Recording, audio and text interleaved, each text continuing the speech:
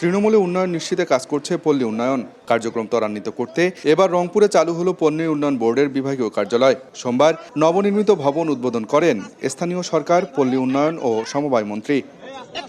পরে প্রধান অতিথির বক্তব্যে সমসাময়িক রাজনৈতিক প্রসঙ্গে কথা বলেন মির্জা ফখরুল ইসলাম আলমগীর। জানান, সংবিধান অনুযায়ী যথাসময়ে হবে রাষ্ট্রপতি নির্বাচন। প্রার্থীর বিষয়ে সিদ্ধান্ত নেওয়া হবে দলীয় ফোরামে। আর স্থানীয় নির্বাচন শুরু হবে চলতি বছরের শেষে বা আগামী বছরের শুরুতে।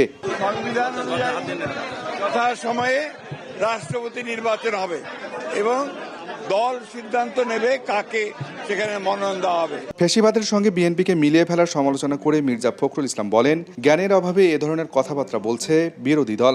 এ সময় জামাত গণতান্ত্রিক দল কিনা এমন প্রশ্নও তোলেন বিএনপি মহাসচিব। অ্যান্টিব্যাকটেরিয়াল ফর্মুলা বাসনকে চকচকে জীবাণুমুক্ত করে আমাদের দেয় গ্লিটার গ্যারান্টি।